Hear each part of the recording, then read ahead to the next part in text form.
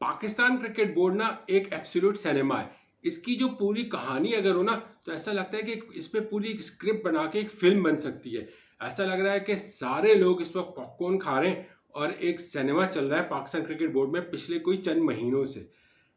इसीलिए मैंने हमेशा से कहा है कि right man for the right job होगा तो ऐसी सिचुएशन आपको देखने ही को नहीं मिलेंगी। पूरी दुनिया में मजाक बन गया।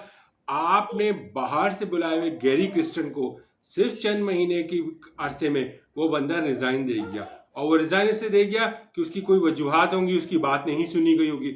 आप गोरा जब रिजाइन दे गया तो इससे पहले तो बहुत सारे पाकिस्तानी रिजाइन दे जा चुके हैं। इन महीनों में आपको अंदाजा कर लीजिए कि कितने लोगों ने रिजाइन दिया है, कितने कोचेस बदले हैं, कितने हेड कोच बदले हैं, कितने सिलेक्टर्स बदले हैं, कितने सिलेक्टर्स की कहने ना पूरी टीम बदल गई। पहले हमेशा से ये कहा जाता है कि भाई right man for the right job. Mohsin Naqvi अपने और कामों का एक्सपर्ट होगा, लेकिन यार एक न्यूज चैनल चलाने वाला पाकिस्तान क्रिकेट बोर्ड का चेयरमैन बन जाए फिर तो ऐसी सिचुएशन आएंगी। भाईजान ने जनाब अली ने पहले उनके लिए फेवरेट थे जनाब वहाब रियाज, उसके बाद वहाब रियाज साहब बीच की छुट्टी हो गई, फिर रजाक साहब नजर आए, फिर मोहम्मद यूसुफ साहब नजर आए, वो लोग भी चलते बने, फिर कोई और कोच साहब थे वो चलते बने, फिर एक और सिलेक्शन कमेटी में जनाब शायद डायरेक्टर के तौर पे अगर आप पिक्चर्स देखें तो वकार यूनिस भी एक जमाने में आपको नजर आएंगे, वो भी चलते बने। अब क्या स्टोरी है जी? अब स्टोरी है कि जी आकिब जावेद साहब आ गए। अब पता है मुझे क्या डर लग रहा है? मुझे डर लग रहा है जितनी तारीफें इस वक्त आकिब जावेद की हो रही है ना, और बनती भी है, कि उसी का क्रेडिट है कि जिसने पाकिस्तान को ये टेस्ट मैच जितवाया, ना कि टेस्ट मैच बल्कि पूरी सीरीज जितवाई। और पाकिस्तान क्रिकेट बोर्ड क्रेडिट ले उसकी मर्जी है, लेकिन whole credit goes to Aqib Javed जिसने पूरी प्लानिंग स्ट्रेटेजी बनाई और पिचेस को तैयार किया और प्लेयर्स को लाया। अब अगर ऑस्ट्रेलिया के खिलाफ सीरीज जो कि बहुत मुश्किल है, अगर उसमें पाकिस्तान बुरा करता है तो भी आकिब जावेद ही की रिस्पॉन्सिबिलिटी होगी। आज अगर अच्छा हो रहा है तो आकिब जावेद रिस्पॉन्सिबल है, बुरा होगा तो भी आकिब जावेद रिस्पॉन्सिबल है। क्रिकेट बोर्ड ये नहीं कर सकता कि अच्छा है तो पीसीबी की तारीफ हो, बुरा है तो कोच या कप्तान पे डाल दिया जाए। कप्तान कितने बदले गए ये भी आपको पता है, इसमें कोई ढका छुपा नहीं है। और उसके बाद फिर आप कप्तान फिर बदल लिया गया। जैसे ही कप्तान बदला कोच ने रिजाइन दे दिया, गैरी क्रिस्टन चले गए, जेसन गिलेस्पी साहब को जनाब वो जो जब तक वो रेड बॉल के कोच थे वो व्हाइट बॉल के भी कोच हो गए। एक अजीब तमाशा बना हुआ है, पूरी दुनिया हम पे हंस रही है। क्या ये क्रिकेट बोर्ड है या मजाक?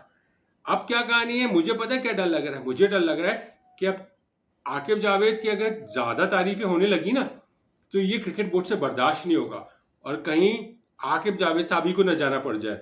आप मेरी बात नोट कर लीजिएगा कि कहीं 2 सीरीज के बाद आकिब जावेद अगर आपको टिक गए ना तो बहुत बड़ी बात है।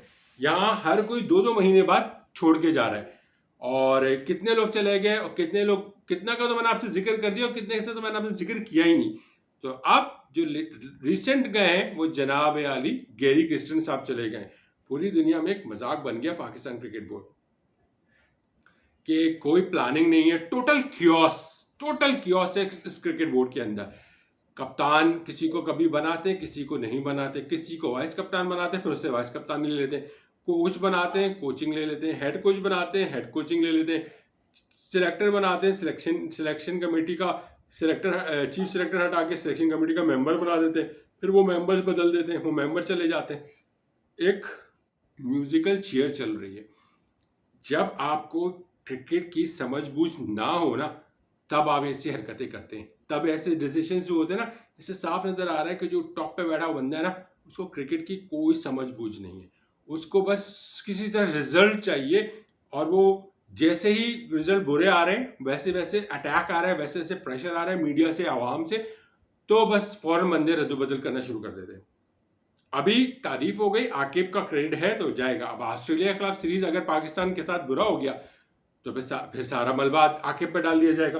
फिर उसके बाद अगले महीने में पाकिस्तान साउथ अफ्रीका जाएगा, अगर साउथ अफ्रीका भी बुरा हो गया फिर तो आप समझ लीजिए आकिब जावेद साहब की छुट्टी हो जानी है। फिर आकिब जावेद जो आज बहुत अच्छे बने हुए कल वो लोगों की नज़र में बहुत बुरे बन जाएंगे। तो ये है हमारे क्रिकेट का हाल, और कोई भी सही डिसीजन लेने को भी ना पोजीशन में नहीं है। अगर कोई सही डिसीजन लेना भी चाहता है ना तो फिर उसको अथॉरिटी नहीं होती। गैरी क्रिस्टन ने शायद कोशिश की होगी इसी बुनियाद पे, जब उसको पावर नहीं मिली, उसकी नहीं सुनी गई, हो सकता है इसी बुनियाद पे उसने रिजाइन दे दिया। अब कौन हमारा जेसन गिलेस्पी तो बन गए, अब जेसन गिलेस्पी की तो वाह वाह हो गई। और जो इतने अरसे से व्हाइट बॉल के टीम बना रहा था वो अचानक रेड बॉल में आ गया, कहानी अलग है। पाकिस्तान खबर मिली, पाकिस्तान क्रिकेट बोर्ड ने पाकिस्तान क्रिकेट टीम के जो 7 प्लेयर्स हैं वो रवाना हो गए कराची या लाहौर से रवाना हुए दुबई के लिए, और दुबई से वो रवाना हो जाएंगे ऑस्ट्रेलिया के लिए। अभी वो दुबई ही पहुंचे थे, उनको पता चला कि भाई हमारा तो कोच ही बदल गया है, हमारा तो फिर कोच ने रिजाइन दे दिया है। मोहम्मद रिजवान भी ना आपको ज्यादा अरसे तक दिखते हुए नजर नहीं आएंगे।